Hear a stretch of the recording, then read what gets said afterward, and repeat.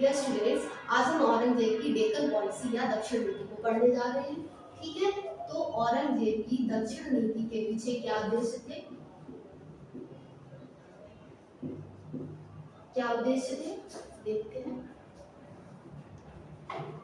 पहली बार औरंगजेब की दक्षिण नीति यानी कि दक्षिण भारत के प्रति अपनाई गई नीति। ठीक है, पहला उद्देश्य था मराठा या मराठों को कुचलना, मराठा शक्ति को कुचलना। ठीक, दूसरा वो है गोलकुंडा, बीजापुर और गोलकुंडा, बीजापुर और गोलकुंडा सल्तनत को, गोलकुंडा सल्तनत को समाप्त करना, ये भी दक्षिण भारत में। ठीक है, सल्तनत को समाप्त करना।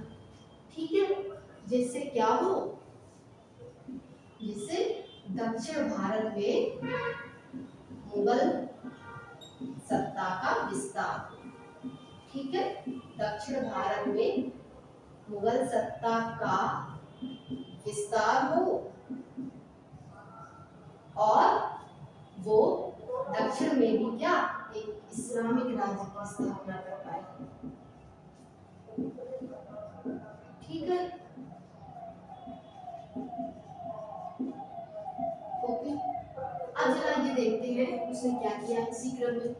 चलिए यही देख लेते हैं उसकी सैन्य अभियान।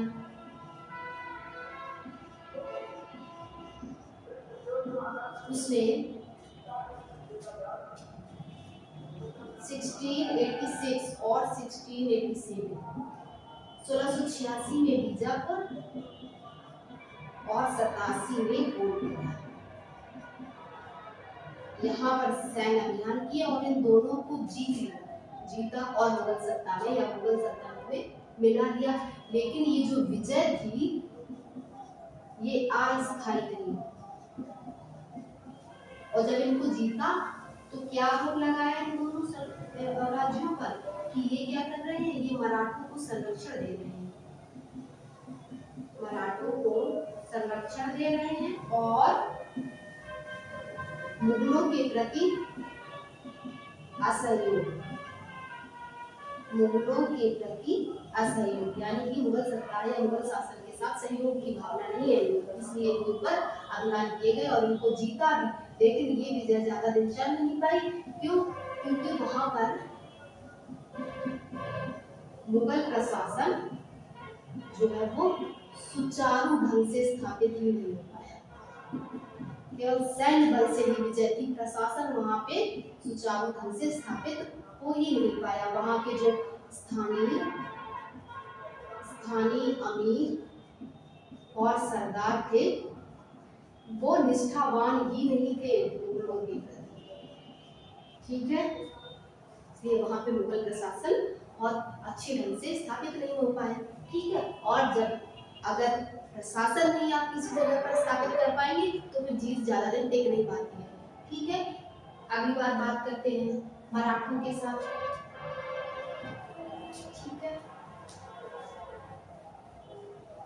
अब मराठों के साथ संघर्ष देखिए। मराठा संघर्ष जो है उसका नेतृत्व कौन कर रहा था? शिवाजी। ठीक है, अब शिवाजी के बाद भी उनके जो उत्तराधिकारी रहे, ठीक है, संभाजी, राजा राम, ताराबाई, ये अनेक लोग हैं, इन्होंने मुगलों के प्रति क्या है जो एक संघर्ष है वो जारी रखा। ठीक है, तो औरंगजेब को लगातार मराठों के साथ संघर्ष में उसकी बहुत सारी जो ऊर्जा है वो यहाँ पे चली गई। ठीक है, क्या किया इन्होंने, मराठों ने अपनाई थी बेटा गुरिल्ला पद्धति। गुरिल्ला पद्धति या छापामार। जब मुगल सेना निकल रही हो तो उस पर अचानक से आक्रमण कर दो। ठीक है, तो छापामार पद्धति अपनाई जिससे मुगल बहुत परेशान हुए और क्या हुआ, फाइनली आखिर तक बेटा जो औरंगजेब है वो मराठों को अपने वश में लेकर पाया। ठीक है, मराठों को वश में नहीं कर पाया।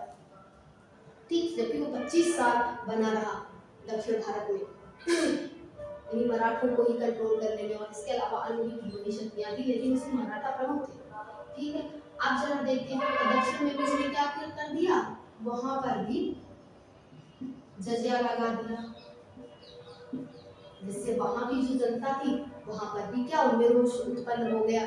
ठीक है, अब ये बात हो गई। ठीक, अब इसके दुष्परिणाम क्या रहे, उसकी दक्षिण में इतना सारा समय बिताने के दुष्परिणाम क्या रहे।